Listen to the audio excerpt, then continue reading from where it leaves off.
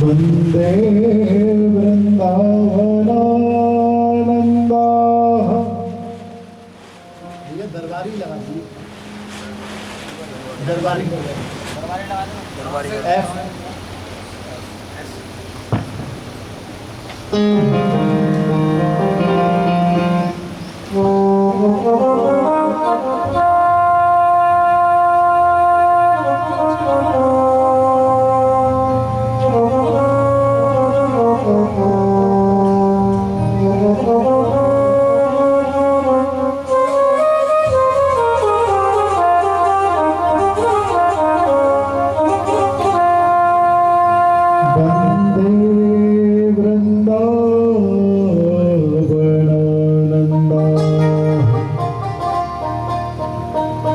राधिका परमेश्वरी गोपिका परमांसुधा लाडली शक्ति रूपिणी श्याम कहे श्यामा में मोहे श्यामा नाम जो भजे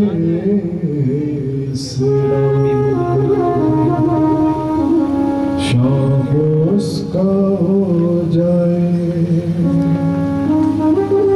बोल राधा रमण लाल की, बोल माँ गंगा की, बोल नीलकंठ महादेव की।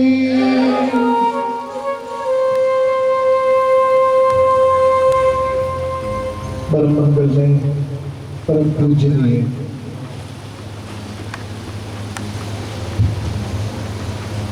व्यास आसन पर विराजमान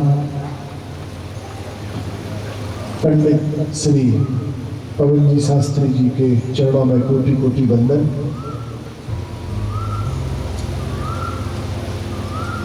जहां पर लोग अपने कर्मों के हिसाब को चुकता करने के लिए आते हैं, उस स्थान पर इतनी सुंदर सी भव्य और दिव्य कथा में उस रस में डुबोने के लिए मुख्य संयोजक श्री अधीर कौशिक जी को मैं बहुत बहुत साधुवाद और धन्यवाद करना चाहूँगा। इतना सुंदर आयोजन का भाव आपके हृदय में प्रकट हुआ एवं इस उत्सव की धरा और इस उत्सव को मार्गदर्शन करने में और भव्य बनाने में मुख्य संयोजक, मुख्य व्यवस्था में अधीर जी के साथ चलने में मुख्य हमारे श्री मनोज कुमार आर्य जी जो वरिष्ठ जेल अधीक्षक हैं। मैं इनको बहुत बहुत साधुवाद करना चाहूँगा कि जहाँ व्यक्ति अपने कर्म, अपने पापों का प्रायश्चित करने के लिए आता है, जहाँ व्यक्ति अपने जीवन को, अपने जीवन के कर्मों को काटने के लिए आता है, बुरे कर्मों को काटने के लिए आता है, उस स्थान पर मैंने धरती पर अनेक मंदिर देखे, मैंने धरतियों पर अनेक देवालय देखा, लेकिन ये एक ऐसा स्थान है कारागार में। आप अपने घर में मंदिर बनाते हो, बहुत साधारण बात है। आप किसी भूमि को एक मंदिर के लिए आवंटित कर देते हो, ये बहुत साधारण बात है। लेकिन ये एक विशेष अनुभव है जहाँ पर जो पापों को काटने के लिए जो भूमि का निर्माण किया गया है, ऐसी कारागार में आज मुझे ऐसी अनुभूति हो रही है कि मैं किसी कारागार में नहीं आया, मैं किसी दिव्य एक स्थान, किसी मंदिर में आया हूँ।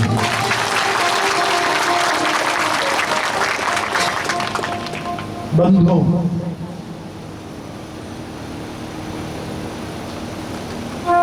जब व्यक्ति दो प्रकार के कर्म होते हैं, ध्यान से सुनिएगा। आप विगत कई दिनों से भागवत श्रीमद् भगवत देवी कथा का आप गान श्रवण कर रहे थे। दो प्रकार के कर्म होते हैं, अच्छे कर्म और बुरे कर्म। और अच्छे बुरे कर्म जब व्यक्ति के जीवन में रहते हैं तब 84 लाख योनि को काटने के बाद, उसके फेरे लगाने के बाद, 84 लाख योनि के बाद में हमें मानव योनि प्राप्त होती है। दुर्लभं त्रेमैवैतत् देवानुग्रह हेतु हम मनुष्योत्तम मुमुक्षुत्वम महापुरुष संश्रयम। तीन चीजें अति दुर्लभ बताई गई हैं। 84 लाख के फेरे को काटने के बाद, चक्कर लगाने के बाद में व्यक्ति को सबसे पहली जो दुर्लभ है वो मानव योनि प्राप्त होती है, मनुष्य जीवन, मनुष्योत्तम। दूसरी दुर्लभ चीज मुमुक्षा, मुक्ति की इच्छा। आपने कई बार सुना होगा कि मुक्ति क्या होती है। एक व्यक्ति, फलाने व्यक्ति की मृत्यु हो जाती है तो हम कहते हैं ये मुक्त हो गया। कोई व्यक्ति बीमार है, कोई व्यक्ति कारागार में अनेक वर्षों तक अपनी सजाओं को काट रहा होता है, और अनेक 14 वर्ष 20 वर्ष ऐसे लोग देखे जो 30-40 वर्षों तक कारागार में सजा काट रहे हैं, और सजा काटने के बाद में वे कारागार में ही उनकी मृत्यु हो जाती है। तो मुक्ति किसे कहते हैं? हम बड़े आसानी से कह देते हैं व्यक्ति का जीवन समाप्त हो गया तो मुक्त हो गया व्यक्ति। नहीं, मुक्ति का साधारण अगर मैं आपको वाक्य के द्वारा मुक्ति का अर्थ बताऊं तो जरा समझने का प्रयास कीजिएगा। अगर आपकी मुक्ति, अगर आपके अंदर इच्छा जीवित हो मन में, धन की इच्छा, किसी स्त्री को प्राप्त करने की इच्छा, समाज में कीर्ति की इच्छा, समाज में ऐश्वर्य प्राप्ति की इच्छा जीवित हो, और आपका शरीर खत्म हो जाए, आप मर जाओ, तो वो मृत्यु है सही, वो मुक्ति नहीं है। आप मुक्त नहीं हुए, सिर्फ आप मरे हो, और उसके बाद में आपको दोबारा से आपको यह मानव योनि किसी न किसी रूप से आपको प्राप्त होगी। क्यों? क्योंकि आप मरने से पहले एक अभिलाषा को साथ में लेकर के गए हो, चाहे वो पैसे की प्राप्ति की अभिलाषा हो, चाहे वो किसी कीर्ति की अभिलाषा हो, चाहे किसी व्यक्ति विशेष को प्राप्त करने की अभिलाषा हो। व्यक्ति की आशा जीवित रहे और उसका तन मर जाए, ये मृत्यु है। और व्यक्ति की इच्छा मर जाए, व्यक्ति की समस्त इच्छाओं से उसको निवृत्ति मिल जाए, और व्यक्ति की इच्छा से व्यक्ति को निवृत्ति मिल जाए, और व्यक्ति का जीवन बना रहे, ये मुक्ति है प्यारे, याद रखें। निश्चित तौर पर ये आप सभी जानते हैं, हम जानते हैं कि हम यहाँ पर अपने बुरे कर्मों को काटने के लिए आए हैं।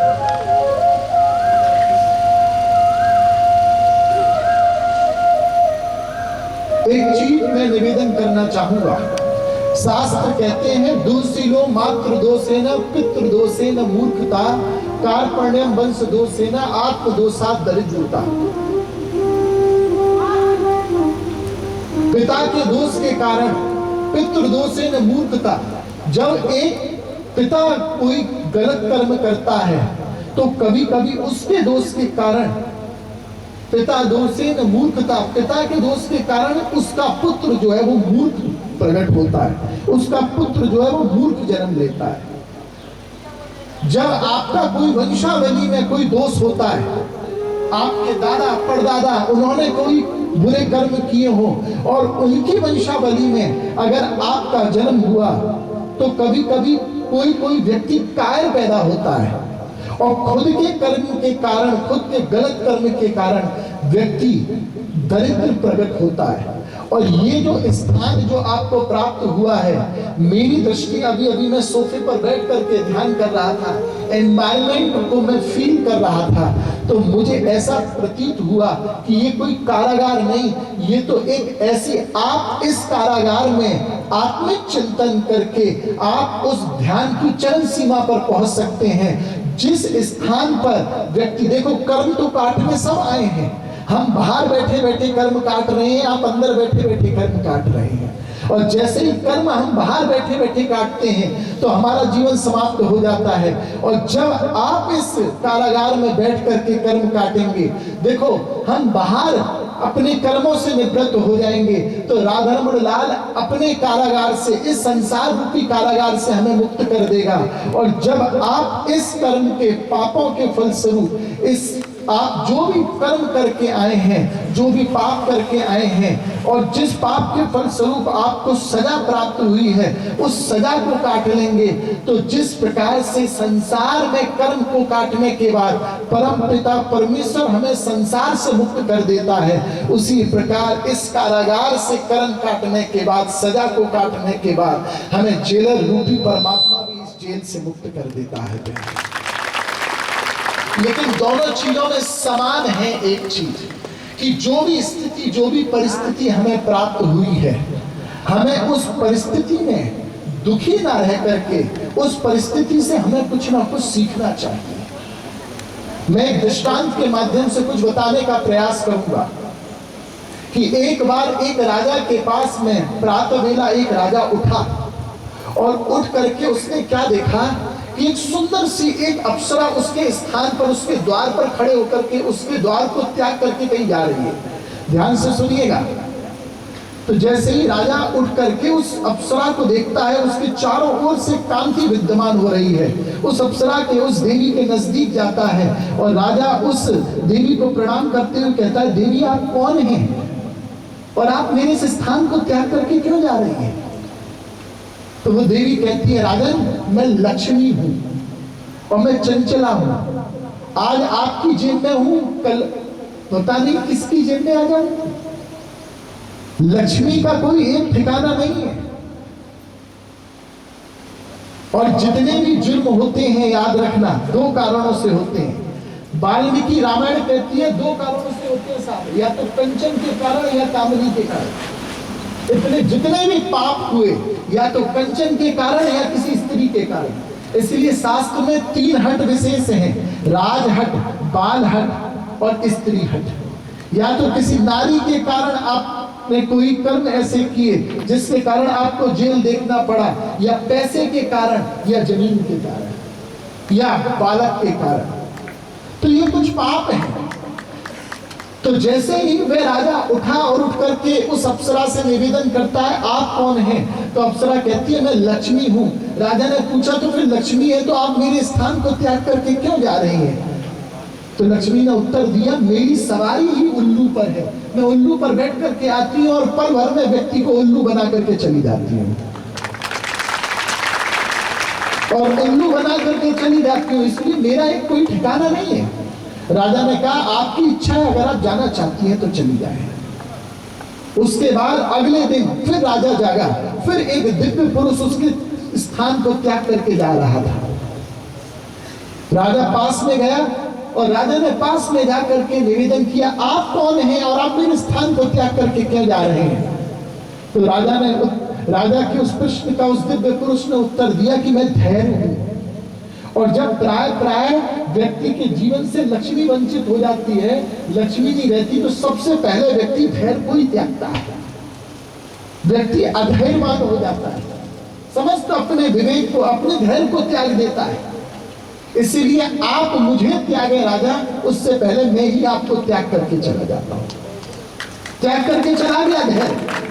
फिर तीसरे दिन राजा फिर जागता है, और जैसे ही राजा जागता है फिर एक पुरुष को देखता है। तो जैसे ही पुरुष को देखता है, राजा पास में आकर के प्रणाम करता है और प्रणाम करके निवेदन करता है, भैया आप कौन हैं?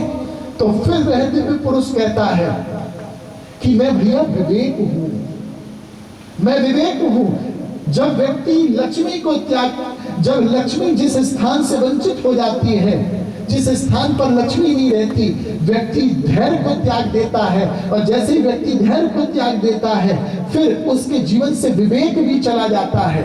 इसीलिए आप मुझे त्यागें, उससे पहले मैं ही आपको त्याग देता हूं। तो पहले लक्ष्मी ने त्यागा व्यक्ति को, और फिर जैसे ही लक्ष्मी ने त्यागा तो फिर धैर्य ने त्याग दिया, और जैसे ही धैर्य ने त्यागा फिर व्यक्ति को विवेक ने त्याग दिया, और अंत में जब चौथा दिव्य पुरुष उस राजा को त्याग करके जा रहा था, चौथे दिन एक अजीब सी घटना हुई। व्यक्ति नित्य की भांति उठा और उठ करके जैसे ही वह त्याग करके तो वह पुरुष जाने लगा, अति कांतनीय अति तेज से वह पुरुष विद्यमान था, अति दिव्य तेज, उससे एक एक अंग से, उसके एक एक अंग से उद्दीपित हो रहा था। उसका लावण्य, उसका तन का जो तेज था अति दिव्य था। राजा उठा और इतने सुंदर तेज से युक्त महापुरुष का दर्शन किया, दिव्य पुरुष का दर्शन किया, उसके चरणों में प्रणाम किया और एक प्रश्न किया कि आप कौन हैं और आप क्यों त्याग करके जा रहे हैं। तो राजा ने कहा, राजा के इस प्रश्न पर उस दिव्य पुरुष ने कहा कि हे राजा, मैं सत्य हूं, मैं सत्य हूं। प्राय जब व्यक्ति जो है, जब व्यक्ति के जीवन से लक्ष्मी चली जाती है, जब व्यक्ति के जीवन से धैर्य चला जाता है, जब व्यक्ति के जीवन से विवेक चला जाता है, तो निश्चित रूप से व्यक्ति सत्य का ही परित्याग कर देता है। और आप मेरा परित्याग करें उससे पहले मैं ही आपका परित्याग कर देता हूं, मैं ही आपका परित्याग कर देता हूं। लक्ष्मी गई, राजा को पीड़ा नहीं हुई, राजा दुखी नहीं हुआ। जैसे लक्ष्मी जाने की कह रही थी, राजा ने प्रसन्नता पूर्वक कहा, हे माता लक्ष्मी आप जाना चाहती हैं चली जाए। धैर्य गया, राजा को पीड़ा नहीं हुई। विवेक गया, राजा को पीड़ा नहीं हुई। लेकिन आज सत्य उसकी चौखट से जा रहा था, तो राजा चरणों में लौट करके बोला कि हे सत्य भगवान, अगर आप ही देखो, मेरे जीवन से लक्ष्मी गई, मैं कंगाल नहीं हुआ, मेरे जीवन से धैर्य गया, मैं कंगाल नहीं हुआ, मेरे जीवन से विवेक गया, मैं कंगाल नहीं हुआ, लेकिन मेरे जीवन से सत्य चला जाएगा तो निश्चित मानना मैं अब जाकर के कंगाल हो जाऊंगा, मैं अब जाकर के कंगाल हो जाऊंगा। इसीलिए मुझे आपका परित्याग नहीं करना, बाकी का सब व्यक्ति मुझे छोड़ के चले जाएं, मुझे ऐश्वर्य छोड़ दे चलेगा, मुझे यश छोड़ दे चलेगा, समाज में मेरी कीर्ति भी ना हो वो भी चलेगा, मुझे कारागार प्राप्त हो जाए वो भी चलेगा, लेकिन बस आप मेरे जीवन से वंचित नहीं होना। क्यों? क्योंकि एक सत्य ही है जिसकी शरणागति प्राप्त करके मैं बड़े से बड़े कष्ट से निवृत्त होकर के, उन बड़े से बड़े मायाजाल से निवृत्त होकर के परमात्मा के चरणों में प्राप्त हो जाऊंगा और परमात्मा के सम्मुख खड़ा हो जाऊंगा। राजा ने सत्य का त्याग नहीं किया, तो आपको मालूम है एक सुंदर सी घटना प्रकट हुई राजा के जीवन में। क्या कि जब राजा ने सत्य का त्याग नहीं किया, सत्य उसके द्वार से जा रहा था, सत्य के चरणों को पकड़ लिया, तो जो लक्ष्मी लूट के गई थी वो वापस दुगने रूप से आ गई, जो धैर्य चला गया था वो भी वापस आ गया, जो विवेक चला गया था वो भी वापस आ गया। एक सत्य का अनुबद्ध करने से, एक सत्य की शरण को ग्रहण करने से जितनी भी खोई हुई कीर्ति है, जितना भी सम्मान है, जितना भी यश है, जितना भी ऐश्वर्य है, आप समस्त सम्मान, समस्त कीर्ति को प्राप्त कर सकते हैं। बस शर्त यह है कि अपने जीवन से कभी भी सत्य का परित्याग मत करना, कभी भी सत्य का परित्याग मत करना। हम प्राय छोटे से दुख के कारण ये भूमि जो है, ये भूमि पाप को काटने के लिए नहीं, ये पाप को या ये अपने प्रायश्चित को करने के लिए नहीं, इस पाप को काटने वाली भूमि पर आप भगवान का ध्यान करके पाप को काट भी सकते हैं। लेकिन एक बात मैं आपको बहुत छोटा सा निवेदन करके जाऊंगा कि हर व्यक्ति उंगली को सीधा खड़ा हुआ कर रहा है, हर व्यक्ति उंगली को सीधा करके बात करता है। बस अंतर ये है, हमारा समाज तब सुधर जाएगा। श्री डोंगरी जी महाराज, हमारे जो संत समाज की धरा है, श्री डोंगरी जी महाराज, वो अपनी टीका में बहुत सुंदर बात किया करते थे कि हर व्यक्ति सुधर जाएगा और हर व्यक्ति का जीवन संभल जाएगा। बोले कब? जब व्यक्ति जो उंगली सीधी करके बात करता है वो उंगली सीधी करके बात करना खत्म कर दे और हल्की सी उंगली टेढ़ी कर दे। जो उंगली सामने वाले पर उठाई है, जिस दिन वो उंगली आपने अपने ऊपर उठा दी ना, तो आप सुधर जाओगे और आपको देख करके पूरा समाज सुधर जाएगा। इसीलिए मैं हमेशा एक भाव प्रकट करता हूँ। एक लाइन है भजन की जो मैं प्राय प्राय गाया करता हूँ। आदत बुरी सुधार लो बस, हो गया भजन। आदत बुरी सुधार लो बस, हो गया भजन। हो गया भजन, हो गया भजन। मन की तरंग मार लो बस, हो गया भजन। मन की तरंग मार लो बस, हो गया भजन। आदत सुभरी सुधार लो बस, हो गया भजन। सिर्फ अपनी आदतों में परिवर्तन करना है। जिस दिन हमारी आदत परिवर्तन हो गई, हमारी सोच परिवर्तन हो गई, और जिस दिन हमारा स्वयं पर संयम आ गया, हमें दूसरे पर कंट्रोल करने की कोई आवश्यकता नहीं। जिस दिन व्यक्ति का कंट्रोल खुद पर हो गया ना, तो आप कभी भी कारागार का मुख नहीं देखोगे। आप हमेशा कारागार का मुख नहीं देखोगे। अगर आपको किसी का मुख देखना है तो याद रखना, अगर गलती से आपको कारागार भी मिला, प्रहलाद को भी कारागार मिला था। बोले हिरण्यकशिपु, उसके पिता ने क्रोध में आकर के अपने पुत्र को कारागार में बंदी गृह में उसको बांध दिया, उसको बंदी गृह में बंद कर डाला। और याद रखना, गलती से अगर आपको कारागार भी प्राप्त हो गया हो और कारागार में अगर आप सजा भी काट रहे हो, तो बस आप अपने नेत्रों को बंद करके अपने कर्मों का प्रायश्चित करते हुए बस आप प्रभु का ध्यान करेंगे। आप निष्ठा से कारागार में भी आप राधा रानी को पुकारोगे, आप माँ गंगा को पुकारोगे, तो याद रखना, भले ही कितना भी घनघोर कारागार हो, भले ही उस कारागार में अंधेरा हो, भले ही कोई व्यवस्था ना हो, लेकिन आपकी निष्ठा के फलस्वरूप अंधेरे कारागार में भी प्रहलाद को हिरण्यकशिपु ने उस कारागार में बंदी गृह में बंद किया, साक्षात हिरण्यकशिपु जी को तारने के लिए, हिरण्यकशिपु जी को मारने के लिए और प्रहलाद पर कृपा करने के लिए अंधेरे कारागार में साक्षात हरि भगवान का प्राकट हो गया था। तो जब उन पर कृपा करने के लिए हरि भगवान आ सकते हैं, तो आप सब पर कृपा करने के लिए मेरी माँ गंगा नहीं आ सकती। बस आवश्यकता है तो विश्वास की है, विवेक की है। याद रखना, ये जो समय है बहुत महत्वपूर्ण है। ये समय आत्मचिंतन के लिए है। आपको बस इतना समझना है कि आप किस कारण से यहाँ पर आए हैं, और जब आप अपनी सजा को यहाँ से काट के जाओ, तो याद रखना, बस एक सोच के जाना कि अब मुझे सब कुछ त्याग जाए, भले मेरे जीवन में कुछ रहे ना रहे, लेकिन मेरे जीवन से कभी भी सत्य नहीं जाना चाहिए। जिसके जीवन में सत्य का आचरण होता है ना, उसको कभी भी इस स्थान का मुंह नहीं देखना पड़ता। उसको हमेशा अगर उसको मुख देखना पड़ेगा तो कारागार का नहीं, उसको मुख देखना पड़ेगा तो सिवाय राधा रमण लाल के और किसी का मुख नहीं देखना पड़ेगा। मैं हमेशा एक लाइन कहा करता हूं, और मेरा निवेदन है इस बात को, एक छोटी सी लाइन को आप मेरे साथ में गुनगुनाएंगे और निश्चित रूप से आपको आनंद आएगा। बोलो राम, बोलो राम, मेरे राधा रमण का नाम। बोलो राम, बोलो राम, मेरे राधा रमण का नाम। आप बोलिए मेरे साथ में, बोलो राम, बोलो राम, मेरे राधा रमण का नाम। बोलो राम, बोलो राम, मेरे राधा रमण का नाम। राधा रमण का नाम,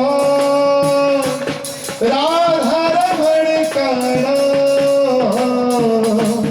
बोलो राम, बोलो राम, मेरे राधा रमण का नाम। श्री राधे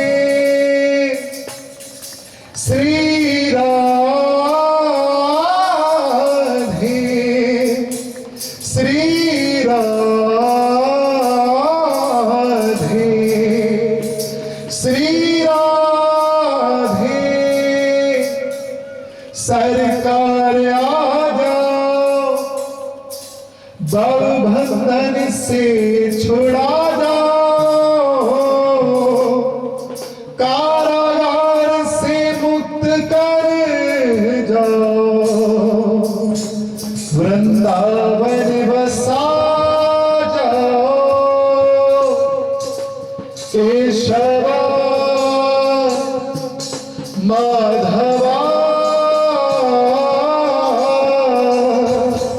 कृष्ण दामोदरा राधा रमण। आपको नई सोच, नया समय, नया जीवन इसके बाद में प्राप्त हो, ऐसा राधा रमण लाल के श्री चरणों में मैं प्रार्थना करता हूँ। और जेल अधीक्षक महोदय से के समक्ष में बहुत बहुत साधुवाद, इनका मैं बहुत बहुत धन्यवाद करता हूँ कि मुझे आप सभी के मध्य में दो भाव प्रकट करने का सौभाग्य प्राप्त हुआ।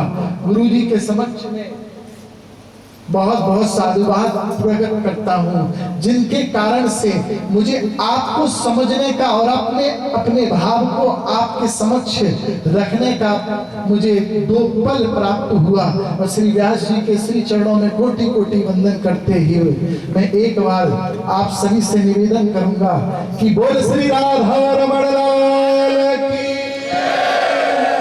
बोल श्री राधा रमण लाल की, बोले वृंदावन बिहारी लाल की। बहुत ही सुंदर हमारे पूज्य महाराज श्री ने अपना आशीर्वचन दिया।